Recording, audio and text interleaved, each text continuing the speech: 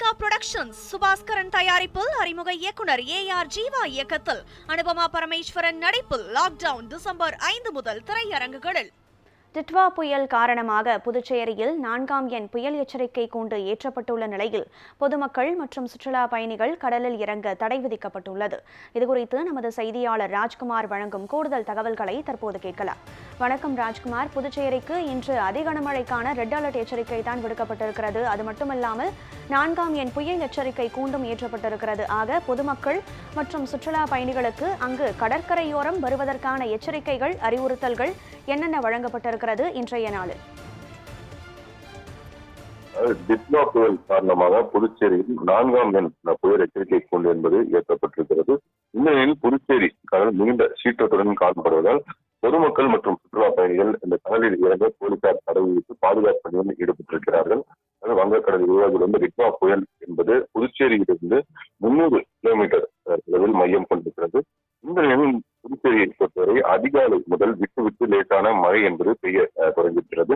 மேலும் இந்த புயல் எச்சரிக்கை காரணமாக புதுச்சேரி துறைமுகத்தில் 4ஆம் எண் புயல் எச்சரிக்கை கூண்டும் ஏற்றப்பட்டிருக்கிறது. இந்த நிலையில் புதுச்சேரி கடல் என்பது வழக்கத்தை விட மாற்றாக மிகுந்த சீற்றத்துடன் காணப்பட்டிருக்கிறது.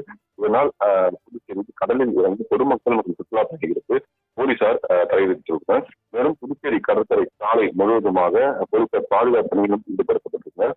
அந்த பகுதிகளில் கடலில் இறங்கக்கூடிய சுற்றுலா பயணிகள் மற்றும் பொதுமக்களை போலீசார் வெளியேற்றி எச்சரித்து அவர்களை அனுப்பி வைத்து வருகின்றனர்.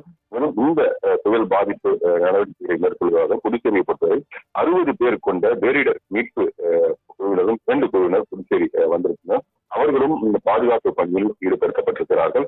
மேலும் பொதுமக்கள் தேவையில்லாமல் வெளியே செல்வதை தவிர்க்குமாறும் பொதுமக்களுக்கு மாவட்ட ஆட்சியர் குழுத்துடன் அறிவுறுத்தலும் அறிவுறுத்தியிருக்கிறார்.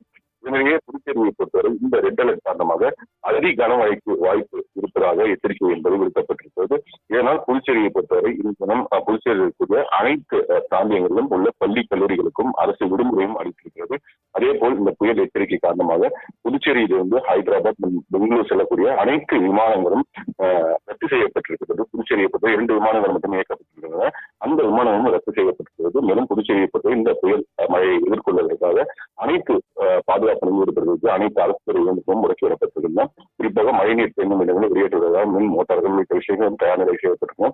பாதுகாப்பு முகாம்கள் ஆகிய அமைக்கப்பட்டு இந்த டிட்வா புயல் முன்னெச்சரிக்கை நடவடிக்கை புதுச்சேரியில் தீவிரப்படுத்தப்பட்டிருக்கிறது.